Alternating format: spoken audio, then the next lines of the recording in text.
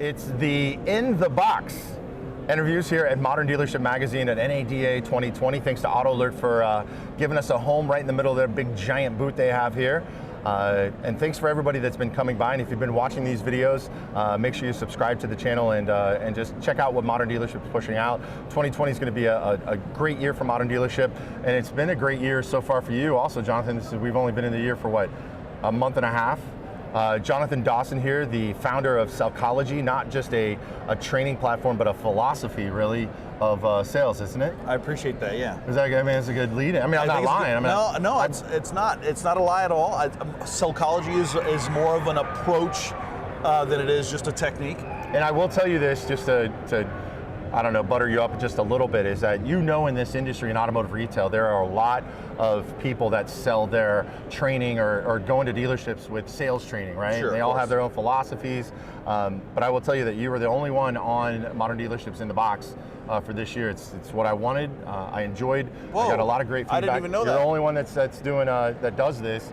We try to get somebody from the different aspects of a dealership. Yeah. And we've talked about fixed ops, we've talked about used cars, we've talked about tariffs. I've even talked about the tariffs and the government, and when it comes to sales.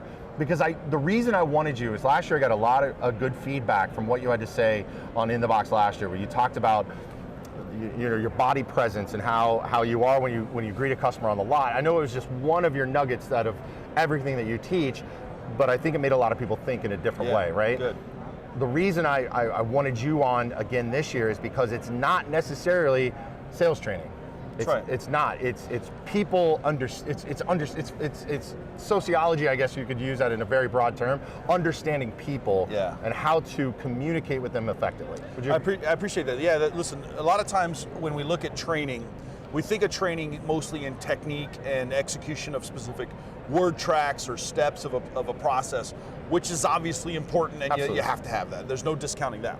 However, what Sellchology attempts to do is to ask the question behind the question: why does it work, or why doesn't it work?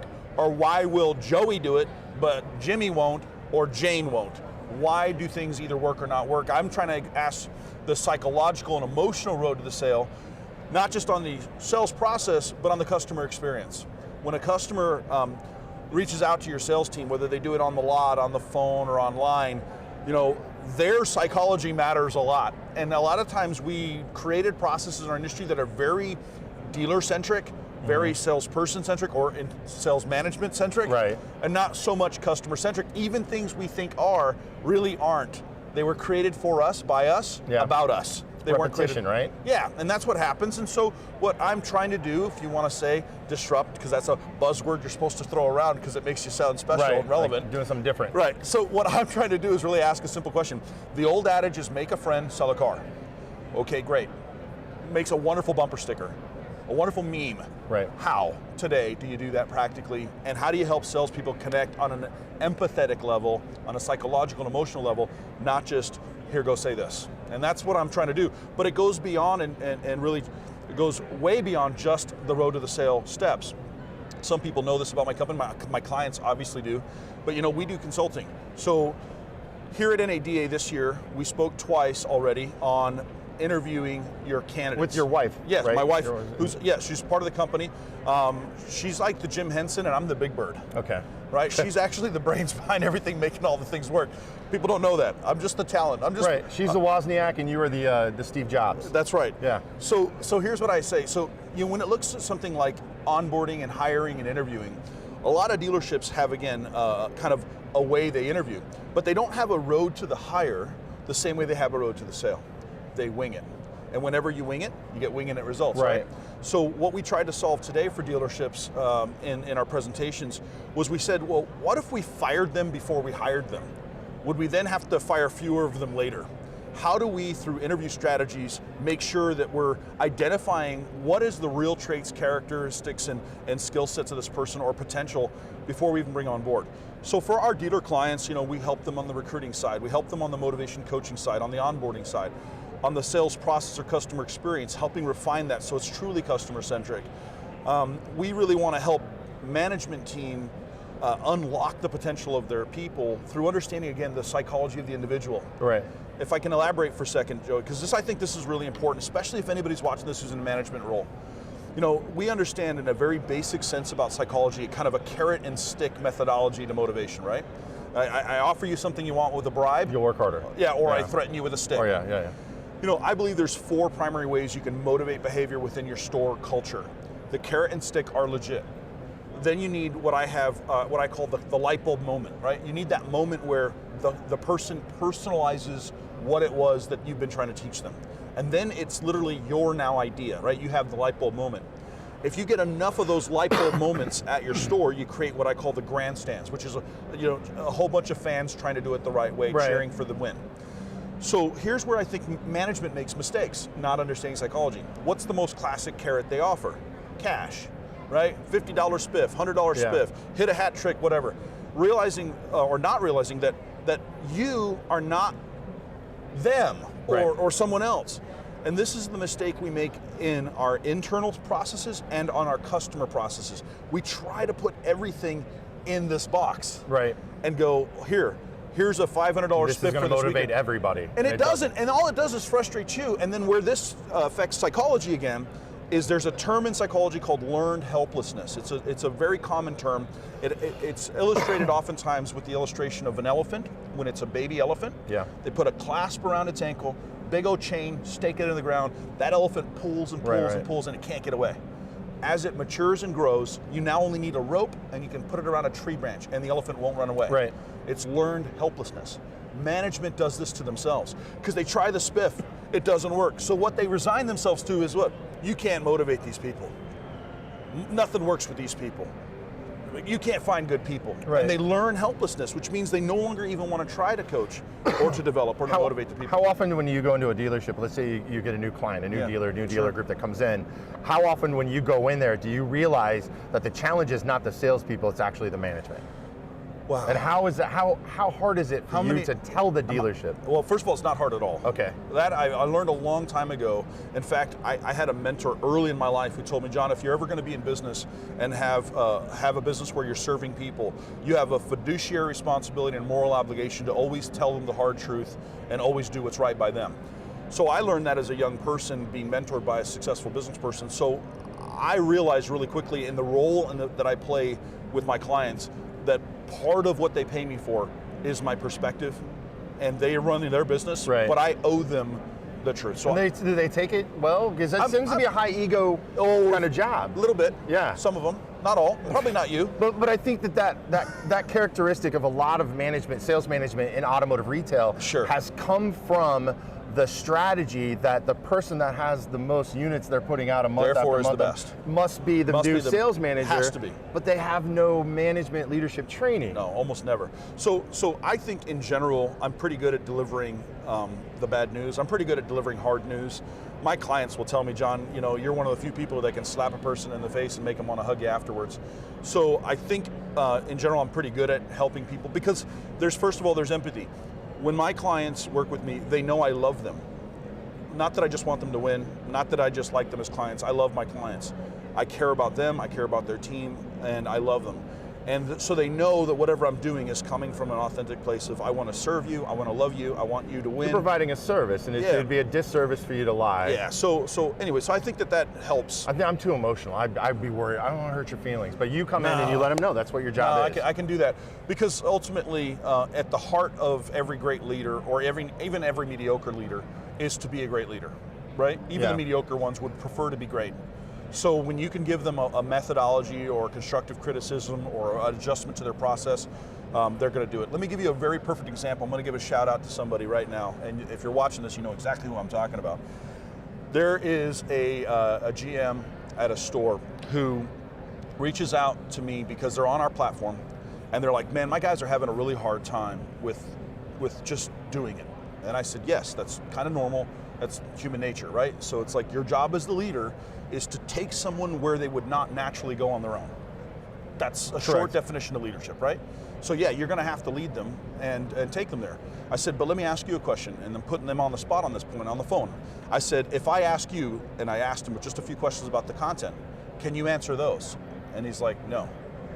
Like, okay, so can we have a conversation not about they're not willing to do it, how about the fact that you're not willing to do it either? Right.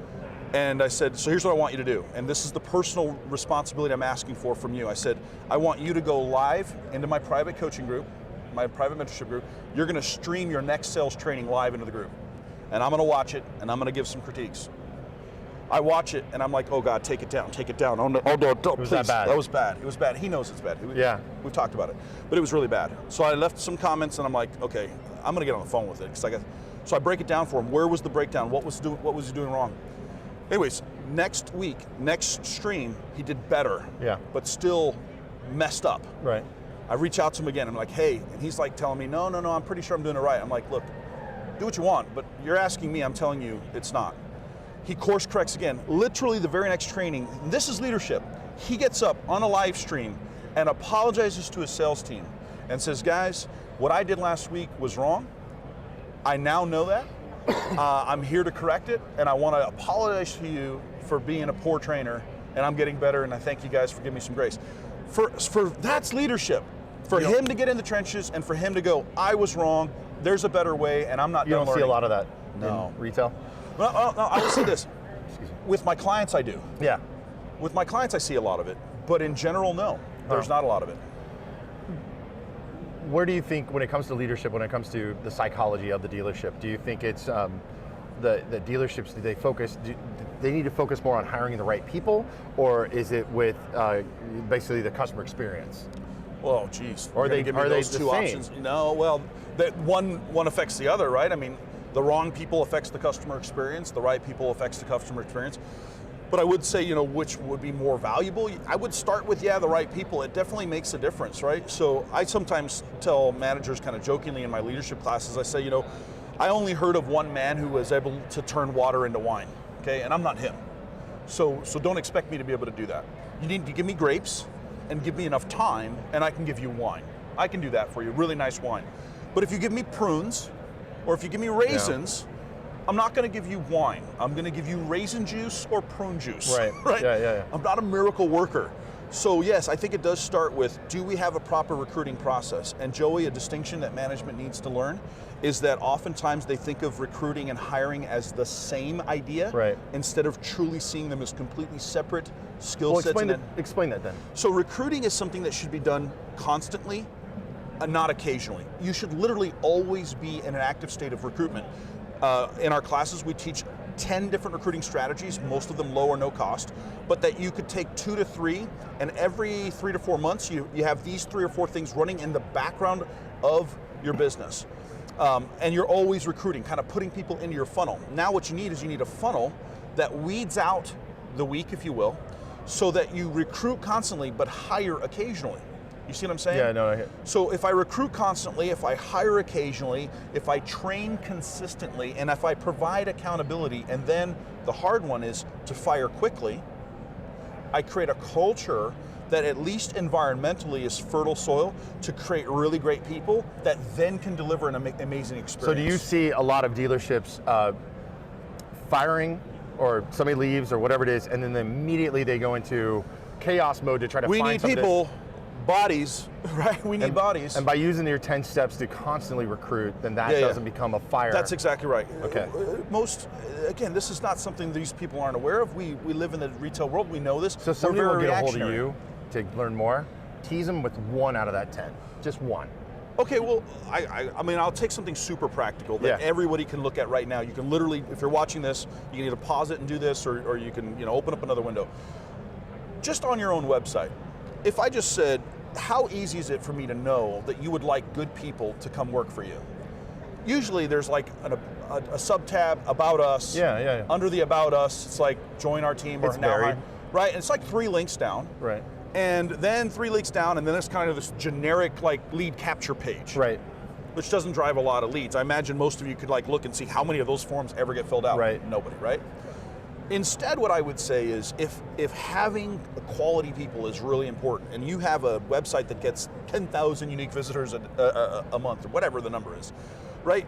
If that's really important, if you believe people are in fact my greatest asset, then I want you to ask the question, what do you do to feature your people?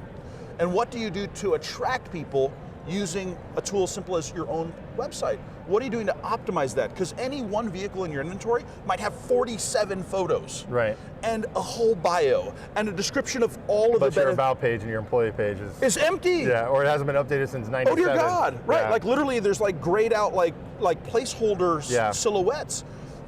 You're telling me that what you put into retailing a single car Yeah. to try to make $1,200 or $3,600 on this one car, look at all the energy, all Right. the time, all the... I'm going to interrupt you because when we did In the Box for this year to 2020, we put out a paid ad to hit the automotive industry and had dealers or anybody, vendors, and other nominate or talk. Hey, who do we think we should talk to, right? Yeah. And we got quite a few people, quite a few dealers, and I had my group I wanted to put on here. The next step was to take each one of those dealers and I went to their website, their dealership website, and I went to their about page because I wanted to learn more about them, right? Sure, of course. And I will tell you 100% of all of those dealers that were nominated or sent to me, there was no information on who they were on their website. And most of these were GMs or dealer principals. And that's somebody I would like to know, even if I'm thinking about taking a job at the dealership or if I'm going to buy there. Right. And then it was dumbfounding to me that was the highest position I ever saw was general sales manager. Right. And it still was brief. And there was no email address, none of them. There was no contact. There's no humanization. There's nothing at all. So you make a lot of sense there. So here's what I'm trying to say. To anybody who is mad that we have a transactional race to the bottom culture within our industry and consumers who are just consumers and not truly customers, clients, or fans, you are facilitating that by dehumanizing your experience at your dealership, by the fact that you don't even showcase the humans who work at your dealership. There's not a way, you don't feature, it's not prominent. You're not telling me when I shop for a car, there's a human element to buying a car from our dealership. Right. It's all $69 a month and $17,000 off on new trucks. And it's like, we drive that conversation when we get 15,000, 20,000 eyeballs to our homepage and all it is transactional. Right. And then you wonder why customers are only transactional. You literally forced that conversation. You go back to the customer experience. Thank you. Another story I have, and then we're running out of time here, is I had a friend of mine who was in the Omaha area who got a reference for a salesperson at a car dealership, but the person that gave the reference knew the salesman, but couldn't remember what dealership they were at. Okay. So he took, let's just say it's Jonathon Dawson. Yeah. So he writes it down. He goes to Google and types in Jonathon Dawson car salesman. Yeah, right. The man's old dealership that he worked at had the bio. He showed up in that search. They called that dealership to get a hold of that Jonathon Dawson. Sorry, he doesn't work here anymore. Can I put you in with somebody else? Sure. Yeah. Sure. Ended up selling the car to because the new dealership did not have that personal. I don't know if that really adds anything. I thought it was a wonderfully weird coincidence how you lose a sale car over deal. Yeah. Exactly, over something silly that was so preventable.